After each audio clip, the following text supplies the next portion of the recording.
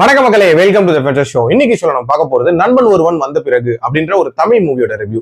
இந்த படம் பாத்தீங்கன்னா ஆல்ரெடி தியேட்டர்ஸ்ல ரிலீஸ் ஆன ஒரு படம். இப்போ இந்த படம் ஆகா ஓடிடில அவைலபிளா இருக்கு. இந்த படத்துல ஆனந்த் அப்படின்றவர் தான் லீட் கேரக்டர் பிளே பண்ணிருக்காரு அண்ட் ஆல்சோ இந்த படத்தையும் டைரக்ட் பண்ணிருக்காரு.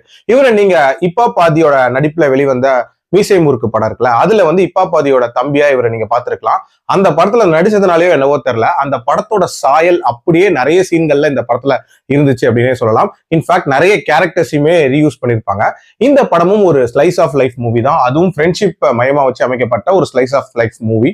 ஆனந்தோட லைஃப்ல அவர் பிறந்ததுல இருந்து அவரோட ஸ்கூல் லைஃப் எப்படி போகுது அண்ட் அவங்க புதுசா போகக்கூடிய ஆனந்தம் காலனி, அந்த காலனில அவருக்கு அமையக்கூடிய ஃப்ரெண்ட்ஸ், அவங்களோட அந்த ஃப்ரெண்ட்ஷிப், அதுக்கப்புறம் காலேஜ் லைஃப் எப்படி போகுது அண்ட் ப்ரொஃபஷனல் லைஃப்குள்ள அடி எடுத்து வச்சதுக்கு அப்புறம் என்ன மாதிரியான சேலஞ்சஸை ஃபேஸ் பண்றாரு அண்ட் டுவர்ட்ஸ் தி எண்ட் அவருக்கு என்ன ஆகுது அண்ட் அவரோட ஃப்ரெண்ட்ஸோட ரீயூனைட் ஆனாரா இல்லையா அப்படின்ற மாதிரி நிறைய விஷயங்களை சொல்லக்கூடிய ஒரு படம் தான் இந்த படம். இந்த படத்தை பொறுத்த வரைக்கும் ஒரு லைட் ஹார்ட்டடான ஒரு ஃப்ரெண்ட்ஷிப் டிராமா கொடுக்கணும் அப்படின்ற மாதிரி முயற்சி பண்ணிருக்காங்க. அதையும் ரொம்ப நீட்டா சாப்டர் வைஸ் நரேட் பண்ணிருக்காங்க அப்படின்னே சொல்லலாம். அதுலயும் ஒரு சாப்டரோட டைட்டிலுமே சினிமா ரெஃபரன்ஸ் வச்சது அப்படின்றது ஒரு இன்ட்ரெஸ்டிங்கான ஐடியா தான். அதே மாதிரி எனக்கு இந்த படத்துல பிடிச்ச ஃபேஸ் அப்படின்றது அந்த காலேஜ் முடிச்சதுக்கு அப்புறம் மட்டும் வேலை தேடி அலையக்கூடிய அந்த விஷயங்கள் இருக்குல்ல, அந்த போர்ஷன் அப்படின்றது ரொம்ப நீட்டா இருந்துச்சு. ஆக்சுவலா ஒரு பிசினஸ் ஆரம்பிக்கலாங்கிற சூப்பர் ஐடியாவை அவர் கொடுத்திருப்பாரு.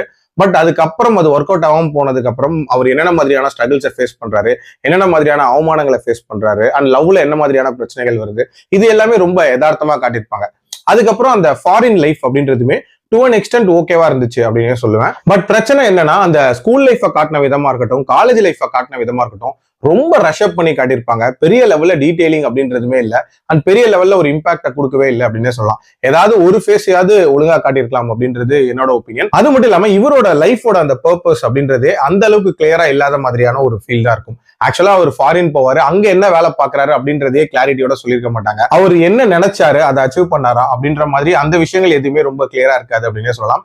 ஈவன் அந்த ஃப்ரெண்ட்ஷிப்குள்ள நடக்கக்கூடிய அந்த கிளாஷஸ் இருக்குல்ல, அதெல்லாம் ஒரு சில காட்சிகள் நல்லா இருந்தாலும் அந்த ஃப்ரெண்ட்ஷிப்பே ஒரு பெரிய லெவல்ல ஒரு இம்பாக்ட் கிரியேட் பண்ணல அப்படின்னே சொல்லலாம். இது எல்லாமே இன்னும் ப்ராப்பரா எழுதியிருந்தாங்கன்னா இன்னுமே ஒரு கோர்வையா இருந்திருக்கும் அப்படின்னே சொல்லுவேன். பட் ஸ்டில் கண்டிப்பா ஒன்ஸ் ட்ரை பண்ணி பார்க்கக்கூடிய ஒரு படம் தான். என்னோட ரேட்டிங் இந்த படத்துக்கு 2.6 out of 5. அடல்ட் கண்டென்ட்லாம் பெருசா இல்ல.